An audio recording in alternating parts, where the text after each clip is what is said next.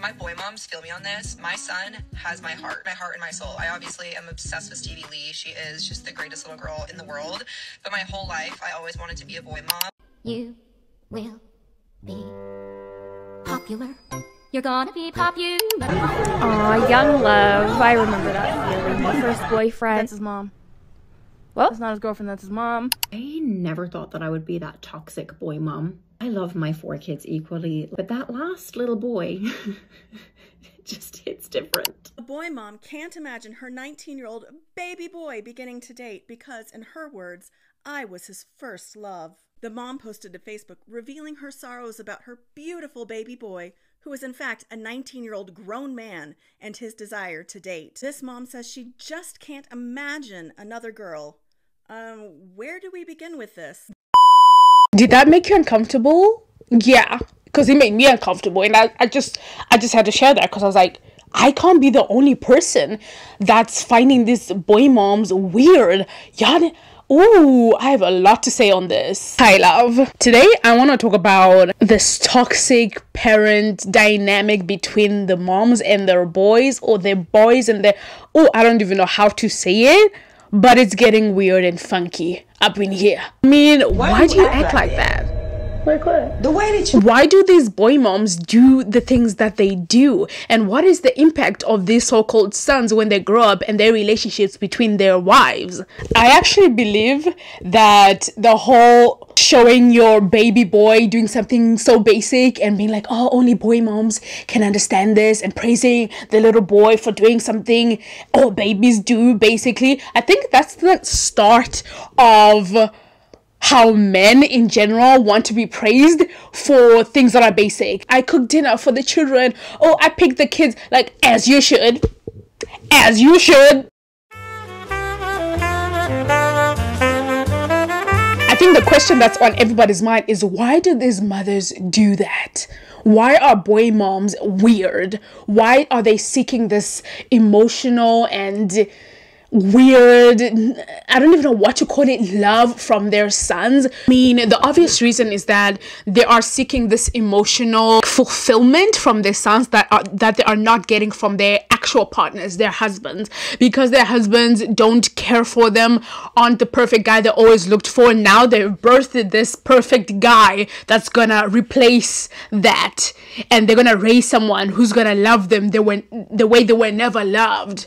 It's sick, yeah, it's crazy, yeah, but that's what I think it really is, basically what it boils down to. Some mothers genuinely project their unmet needs onto their sons. This dynamic is just so unhealthy and creates this emotional dependency and guilt with their sons, where inevitably when that son wants to marry, there comes a clash between the mother-in-law and the daughter-in-law, which again, that's a whole nother story for another day. I feel like some of these women just never got to experience unconditional love from their partners. They feel neglected, they settled, so it's kind of like, now I have to create this perfect human that's just gonna, you know, this male presence in my life that's just also gonna be there for me the way no one has ever been there for me. And also boils down to historically, where if a man died, the husband, the father of the house died, the first son would be now the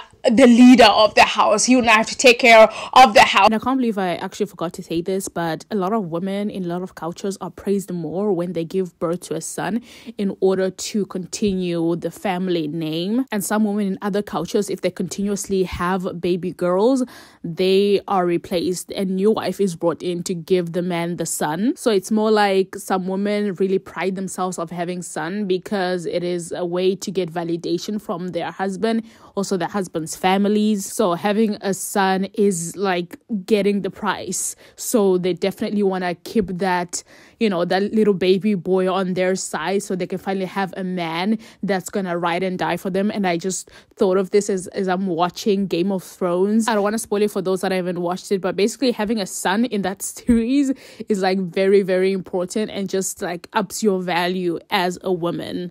And those type of thinking kind of have trickled down to today's age, where women subconsciously feel like they've won when they give birth to sons. Anyway, this whole dynamic between the mother and son really creates this toxic way of raising children. This is why you see some women, mostly pick me women, will be like, oh, I prefer a boy, I would rather have a boy, I'd rather raise a boy. Why? Because boys are easier to raise. That's not really true. And they're like, oh, girls, they're mischievous, they have attitude, da da da da da da, all this pick me type of things. But really, to the core of it, they just want to slack off. They don't want to have to teach these boys responsibility, because men have power, okay? And with great power comes great responsibility. That was so cringe, but anyway, because these mothers love their sons so much, they never really give them consequences. You know, they're just like, oh, boys will be boys, they don't really have to do anything. Just as they really want their sons to love them so much, so they just let them pretty much do anything. And that creates a generation of men that are entitled, men that are just, again, I'm going to, no, we're talking about boy moms here. Okay. Right? But anyway, mothers treating their sons as emotional surrogates often leads to blurred boundaries. Sons may grow up entitled to similar treatment for their future partners, right? Ooh, this is where this ties into the video that I made about the firstborn daughters, right? That everything is on them. They're supposed to take care of everyone. They are made into a parent at a young age, even though they may have older brothers, but because they are the firstborn daughter, they are supposed to take care of everybody, even though they have older brothers who are never given responsibilities, right? And those men go into their own houses, marry, and they expect that from their wives. That's why you see the man is asking, the wife, how do I turn this on? As if they don't live in that house as well. How do I wash this? How do I cook this? They are expecting their partners to be their mommies, right? As they've grown up that way. It's natural for them to view that way about women, because that's the first women that they've known has treated them that way, where mommy does everything for them, mommy cooks for them, mommy cleans for them, and mommy does everything. So that's what they want. That's where the whole weaponized incompetence conversation comes by, where it's like, they probably did that with their parents, with their mom, right? Because then they didn't have to, there was no consequences if they didn't do something. And now the wife is suffering, and also just them loving, and also the attention that they got from their mom, and then the attention they get from other women, having women fight over them. That's just like, oh, ego boost, right? Where they really believe that they're the center of attention, because the mom obviously made that son to be the center of attention, which makes the whole dynamic of where there's a parent and then there's two kids, a boy and a girl. The girl is treated way differently than the son. I mean, the favoritism is always evident, right? Especially with what these ladies are posting online, like, oh, I love my daughters, they're the world, but my son, why do they always do that? My son, girl, you better you better stop that. My son. Okay, cute, I guess, but like, the daughters feel this, right? They are just meant to just receive all that, and then the boys just onto the girl, and it's just so much. The girls are overburdened. The daughters are not getting that unconditional love. They are seen as competition, in fact, by the mom. There are other moms who literally see their daughters as competition. And yeah, it's weird. It's definitely weird. Ooh, if you honestly want a good example of a boy mom, watch Revenge. Victoria Grayson is crazy. She's crazy for her son. That's a boy. That's a typical boy mom. And you see how Daniel turned out? Exactly. That's when you need to watch that serious recommendation. Watch that, please. You probably understand a lot of references that I make, or like the examples that I use. Just watch it, okay? Anyway, I feel like the treatment that boy moms have on their sons also contribute to just the imbalance in gender equality in general in society. Because of the boy moms, it's always the moms. I don't want to blame moms in general, but like, you know what I mean. The boy moms that are crazy, there are normal boy moms and normal moms, right? But like, yeah, because they don't teach their sons accountability or, you know, a good way to regulate emotions, basic responsibility. Anyway, the putting the boy sons on a pedestal, like they could never do any wrong, that type of mentality, these men grow up to really be insufferable.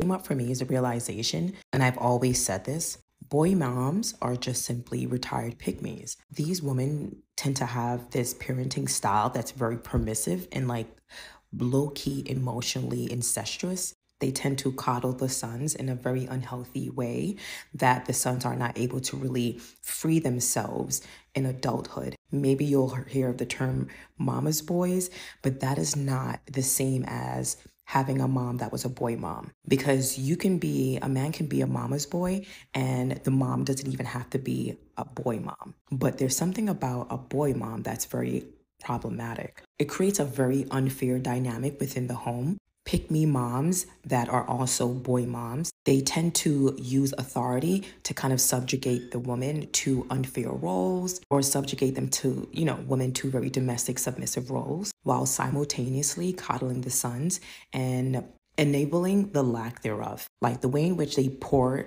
into the daughters to kind of be like this independent or mommy 2.0 or center the sons tend to benefit from that. So boy moms tend to grow up with this very unhealthy relationship with women. And it's really because of how they were raised within the household, especially when it comes to the mother that had very permissive parenting. So if you were in a household with a boy mom, like the ways in which maybe your mom did not allow you to go out and do anything, all she really subjugated you to do was stay in the house and be mommy 2.0 and also simultaneously center the son. So those same sons will take those behaviors out into the streets and feel like the way in which their mother raised them and allowed certain things, and also what they saw their sisters go through, like they truly believe that is how it's supposed to be. And mind you, we're looking at the women that were under the same household with boy moms. Those women tend to grow up to be hyper independent. They have a lot of trauma from being a parentified child. It's boy moms centering the son so much in a way that makes you question, like, why are you loving this son the way in which you really need to be loving your husband? And also, too, when I think about boy moms, it makes me wonder if they receive adequate love from their husbands. Usually they don't. They tend to love the son in a way in which they never got a chance to love their son's father. So we have this passive neglect of the daughters. Meanwhile, the sons were like coddled and enabled to do these things that were quite inappropriate or unacceptable in traditional dynamics. So those sons also have this very unrealistic view of what relationships should look like between man and woman. And also what I've noticed is boy moms tend to make the daughters center the son in this very slave-like submissive way that puts the son on this passive pedestal. And it's so strange. All I know is whenever I hear boy mom, I just think it's a pick-me woman. And if she has a daughter, I know for a fact she has traumatized that daughter. Is there anyone that was raised in a household with a boy mom that does not have trauma? Please come forth, because I want to see. Maybe I'm wrong. But let me know. Boy moms really need to self-reflect and really take a step back and see how weird they are sometimes. You know, ooh, I have a story time. Like back in South Africa, there was this lady, I can't mention. Okay, actually, I don't think anybody back from home is watching this. But anyway, this woman, right? This older woman had a son. Obviously, her glorious son. She loved him, right? And obviously didn't take care of her. It was always the daughter that took care of her. But anyway, she insisted that she stayed with the son. And they were living in like a 1-bedroom like house, you know. So the mom wanted to sleep in the bedroom with the wife and the son in the same bedroom. And she took the bed. She took their bed and they slept on the floor. And because the wife was getting like too uncomfortable because the mom was just too much on her, she moved out. And then they started sleeping together in that 1-bedroom. He was like a grown man, by the way. That's weird. It's not like she didn't have any other place to live. There were so many people at like the local church that were like, yeah, you can sleep in, we have an extra room. But like, no, she insisted on sleeping in that 1-bedroom. Yeah. If that doesn't say boy mom to you, that's the thing. It goes across all cultures. It's not just like Western thing. Like in all cultures there are boy moms, right? Especially in those where women are oppressed more. That's where you see the boy mom really, you know, because they're kind of hoping that this man that have birthed is gonna save them or something like that. I think that's part of it. But anyway, we just need to be promoting balance when it comes to raising children. Don't do the whole favoritism thing, you know, leaving your daughters out and just focusing on the son. In fact, there's more work that needs to be put in raising a son, because they are, you know, the ones in charge. Basically, they are the ones that are leading. There's no equality in as much as we like to say there is. There isn't. Men are still getting the opportunities. So raising a son should require more effort, you know, so that they can help, I guess, destroy the patriarchy. You know, that's what I like to think. Like, if I have a son, I'm gonna put in more work to make sure that boy know that women are human beings, okay?